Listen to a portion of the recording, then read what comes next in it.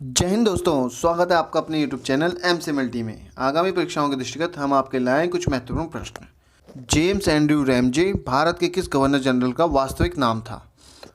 तो इसका सही आंसर है दोस्तों, अगर आपको किसी क्वेश्चन का आंसर पता हो तो आप उसका आंसर दे सकते हैं। तो जेम्स एंड्रयू रैमजे जो भारत के किस गवर्नर जनरल का वास्तविक नाम था? तो ये नाम था लॉर्ड डलहौजी का। लॉर्ड डलहौजी अपने व्यक्तिगत के सिद्धांत के लिए प्रसिद्ध थे, जिसके अंतर्गत देसी रियासतों के जैविक उत्तराधिकारी न होने पर उन्हें कंपनी के शासन के अंतर्गत मिला लिया जाता था। नेक्स्ट है दोस्तों, अगर आपको किसी क्वेश्चन का आंसर पता हो तो आप भी कमेंट कर सकते हैं। वर्ष 1957 के विद्रोह के समय भारत का गवर्नर जनरल कौन था? तो इसका सही आंसर है दोस्तों लॉर्ड कैनिंग। कैनिंग वर्ष 1858 में भारत के पहले वायसराय बने। न्यायिक सुधारों के अंतर्गत कैनिंग ने भारतीय उच्च न्यायालय एक्ट 1861 द्वारा बम्बई, कलकत्ता तथा मद्रास में एक एक उच्च न्यायालय की स्थापना की। नेक्स्ट क्वेश्चन है दोस्तों, हिंदुस्तान सोशलिस्ट रिपब्लिकन आर्मी की स्थापना हुई थी? इसका आंसर है वर्ष 1928 में। इसका पूर्व नाम हिंदुस्तान सोशलिस्ट रिपब्लिकन एसोसिएशन था, जिसकी स्थापना वर्ष 1924 में भारतीय स्वतंत्रता संग्राम के क्रांतिकारी राम प्रसाद बिस्मिल, योगेश चंद्र चटर्जी, चंद्रशेखर आज़ाद और सचिंद्र नाथ सान्याल आदि ने कानपुर में की थी।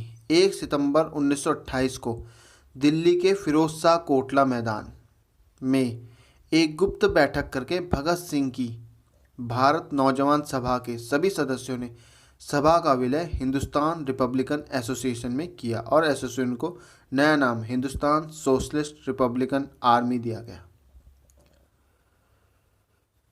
नेक्स्ट क्वेश्चन है, काकोरी कांड से संबंधित थे राम प्रसाद बिस्मिल, राजेंद्र लाहिड़ी, अशफाक उल्लाह खां। ये सभी काकोरी कांड से संबंधित थे। काकोरी कांड का नाम 9 अगस्त 2021 को काकोरी एक्शन कर दिया गया है। काकोरी ट्रेन एक्शन भारतीय स्वतंत्रता संग्राम के क्रांतिकारियों द्वारा ब्रिटिश राज के विरुद्ध युद्ध छेड़ने की इच्छा से हथियार खरीदने के लिए ब्रिटिश सरकार का ही खजाना लूट लेने की एक ऐतिहासिक घटना थी, जो 9 अगस्त 1924 को घटी थी। नेक्स्ट क्वेश्चन है, सूर्यसेन का संबंध है। सूर्यसेन ने चटगांव विद्रोह का सफल नेतृत्व किया था। सूर्यसेन ने इंडियन रिपब्लिकन आर्मी की स्थापना की।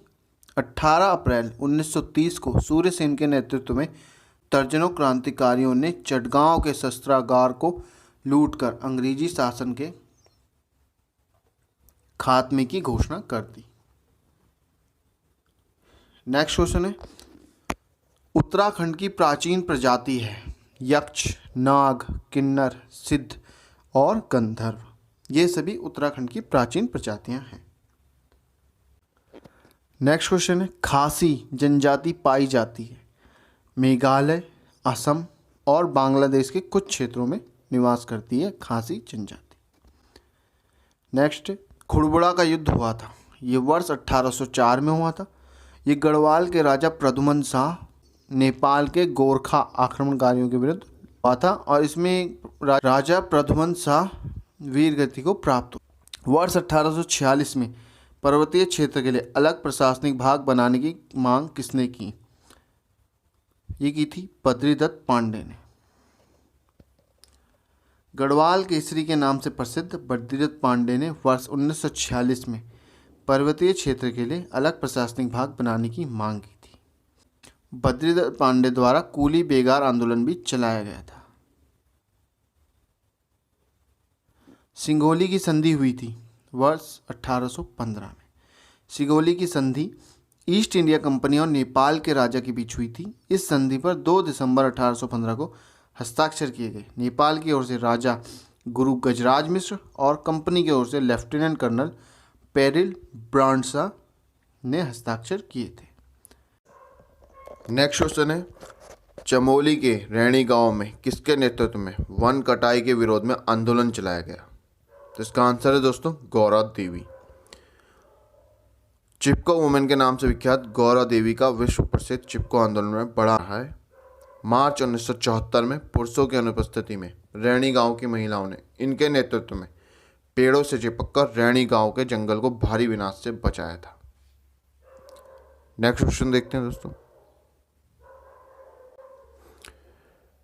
नेक्स्ट क्वेश्चन है, परमार वंश का संस्थापक कौन था? आंसर है इसका कनकपाल। गढ़वाल में परमार वंश राजवंश की स्थापना राजा कनकपाल ने लगभग 885 ईस्वी में चांदपुरगढ़ चमोली में की थी। वह इस वंश के राजा अजयपाल ने चांदपुरगढ़ से अपनी राजधानी पहले देवलगढ़ और फिर श्रीनगर स्थापित की। नेक्स्ट क्वेश्चन है, प्राचीन वलित पर्वत है? यूराल पर्वत, अरावली पर्वत, अपलेशियन पर्वत, ये सभी प्राचीन वलित पर्वत है। नवीन वलित पर्वत है एंडीज पर्वत, ये नवीन वलित पर्वत है। मूल स्थल रूप है ज्वालामुखी शंकु। ज्वालामुखी शंकु का निर्माण ज्वालामुखी द्वारा निःसृत पदार्थों के जमा हो जाने से निर्मित शंक्वाकार स्थल रूप में होता है। सर्वाधिक तटीय अपरदन होता है लहरों से। सर्वाधिक तटीय अपरदन की क्रिया लहरों के द्वारा होती है। सागरीय लहरें तटीय भाग पर अपरदनात्मक कार्य में सबसे अधिक सहयोग करती हैं। तटीय भाग में लहरें अपघर्षण, घोला या रासायनिक क्रिया द्वारा जल दाब द्वारा अपरदन की क्रिया को संपादित एवं संचालित करती हैं। नेक्स्ट क्वेश्चन है, वायुमंडल की सबसे निचली परत कौन सी है? तो इसका आंसर है दोस्तों क्षोभ मंडल। क्षोभ मंडल वायु की सबसे निचली परत है। वायुमंडल को 5 विभिन्न परतों में विभाजित किया गया है, जिसमें है क्षोभ मंडल, समताप मंडल, मध्य मंडल, ताप मंडल तथा बाह्य मंडल। नेक्स्ट क्वेश्चन है, पृथ्वी की भूमध्य रेखीय परिधि है लगभग 4000 किलोमीटर। पृथ्वी की भूमध्य रेखीय परिधि है 4000 किलोमीटर। अगर आप चैनल पर नए हैं तो कृपया सब्सक्राइब करें। मिलते हैं अगली वीडियो में कुछ अन्य महत्वपूर्ण प्रश्नों के साथ। धन्यवाद।